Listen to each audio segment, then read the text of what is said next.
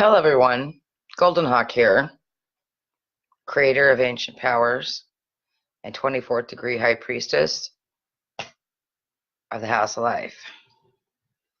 And that's a very, very old house. The first house of healing and structure. It's the temple system of the Nile. Today is day 3 of the Days of the Knitters. We began with Asaru, Heru, or Horus, Heru in his power, Horus bound in myth. And today is Seth. And there's been a very, very chaotic energy today. I got up to cats fighting that shouldn't have been in the same room. And it kind of went from there. Messages, phone calls, sessions, boom, boom, boom. And I had one appointment, I think, energetically jammed by someone else who needed help now, desperately.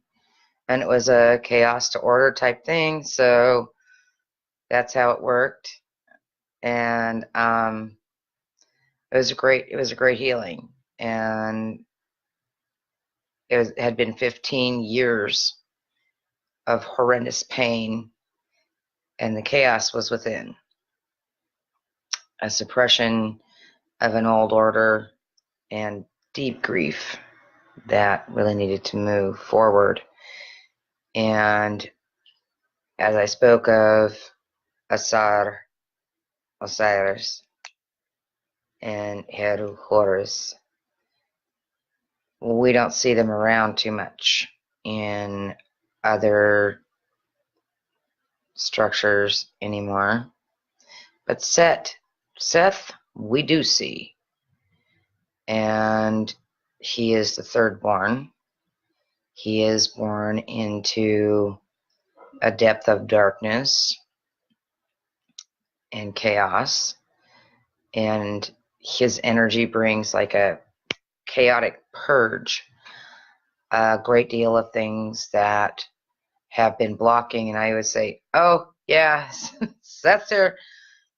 It comes along with your Saturn return, too. It's like, yeah, just start rolling and rolling. You fall down, you're rolling and rolling, kind of like you're in a Looney Tunes cartoon out in the snow, and you're picking up the snow, and you're picking up more snow, and you're snowballing, and you're picking up the trees, and you're picking up the motorcycles, and it's all rolling with you and everything around you. Pretty soon, you know, here comes the stuff out of the house itself. It's like everything's piled in on top of you until you get this great, great, huge energy piece around you, and you go, and you have just enough momentum to put you over a cliff.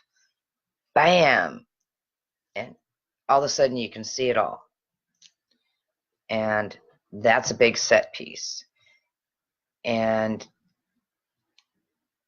biblically, because Seth does show up in the Bible, but in the Pantheon, he's evil. He's the Typhon. He's horrendous.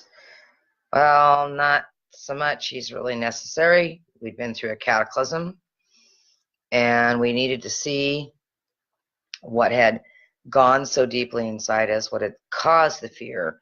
A lot of stuff needed to be brought, spiked up to the surface, and necessary thing. He's also the Lord of the measure. He is the keeper of phi or pi. He adds the basic earth mathematics to sacred geometry. He's a bridge piece. But he quite happily went in when the Aryans went into India and against the Vedas, and there was a reason for that because of the war structure there. But a huge wave of war came in, and so the gods of Egypt show up in India, and I hope none of you had to watch that horrific movie. I just had to see it because I wanted to see what was being put out. And I went, oh, yeah, this is actually true. Only it's not in Egypt. It was after they left, after the Netters' energy moved. And it was actually the Shemsu Hor who brought the teachings and the pharaonic lineage when they actually, the real pharaonic lineage when they left Egypt. And then other lineages came in to rule on the Nile. They weren't truly Kemet, but they had a certain level of establishment and brought in part of the Kemetic structure, which is why you find it another reason why you find it everywhere. It went out this way and others went in and took it. They were taken by war and destroyed over and over again. But that's what we could say is the basic of Set.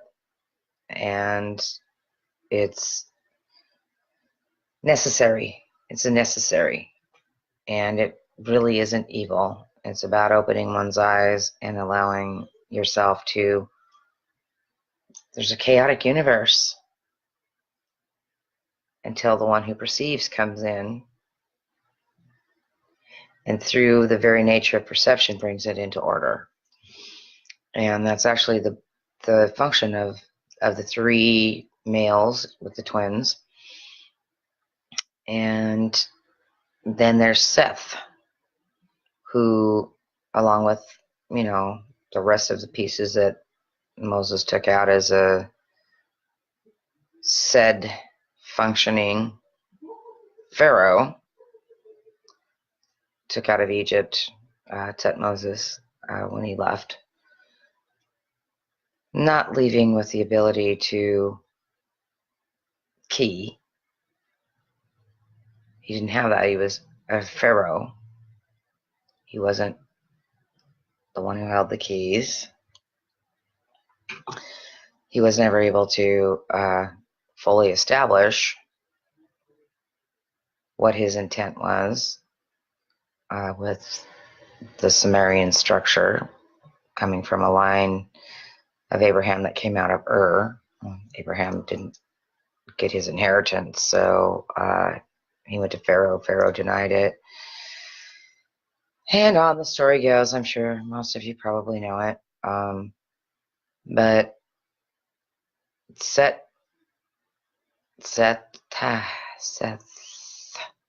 is the third son of Adam in the Bible. And he comes alone, and it's basically, Cain and Abel, and then Seth.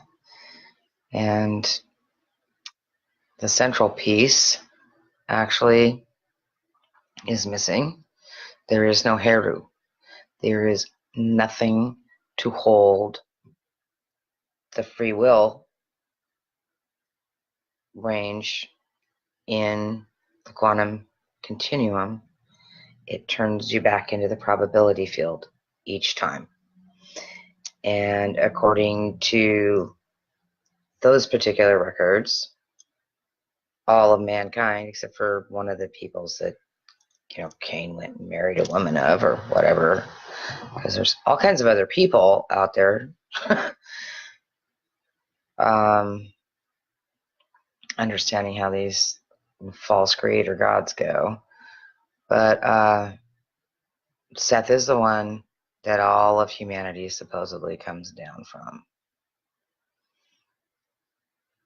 Definitely the people of the five people of the great book.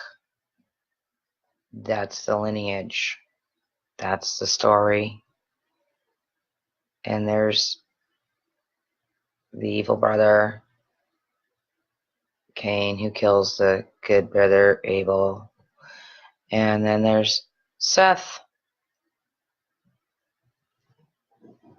and actually to speak to you from another level now, because he's everywhere. Back in the late 50s through the 60s, one of the most powerful channelers that is known of any of our times, actually more powerful than Edgar Cayce by far, was Jane Roberts. And the entity that she channeled was Seth. And he had a multitude of lives here, but he was never born here. And that confuses a lot of people. And when he'd go into his speaking of, when I was a god in Egypt and tore the altars down, and Jane had come out of trance and she never let it go further than that, most likely because it wasn't time, or it could be because of her Catholic background and the fact that she just couldn't go to that point. And I've read channelings that were supposed to come from Seth outside of Jane Roberts. They aren't Seth. Seth comes to me. Seth taught me. I worked with Seth for many years while I was doing this study. There's more than 27 books out. And beyond that, Yale University, there's everything that was done. All of the recordings, all of the notes, everything. The pieces that Jane wrote as Seth on notes while in channel, all of it is basically enshrined at Yale. And if you can handle the truly multi-level dimensionality and the timeless time within time, time outside of time, that is, then you can really ride the wave between chaos and order. You can really understand about creation, because in this now, we can choose these pieces of the past, and we can bring those pieces of the past in as our foundation and come into the now in order to form future. Or we can come from another past and ride that wave to create it. And as we are moving through a time when we are connecting with ancient pieces of the past with a great deal more that is cosmologically, astrologically, astronomically, geologically connected,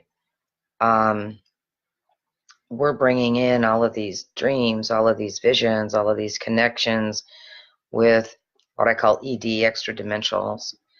And we're able to follow this into a past that's almost undreamed of. And as we do that, new past is created. We shift in the reality field, and we begin coming through with that in our now.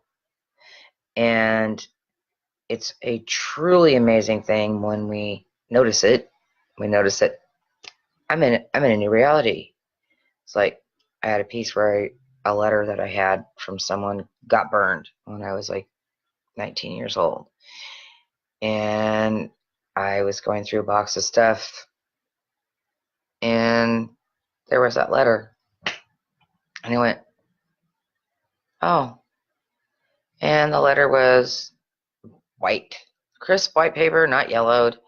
And I went, oh, okay. I'm in a different reality. So I need to check what I'm supposed to know, what I'm not supposed to know, who I am and am not connected to. But we can actually shift like that. And it's why it's like suddenly our relationships can shift massively. And it shifts possibility in the future. It's where we know we've shifted out of probability. And this is a gift of the Lord of Chaos.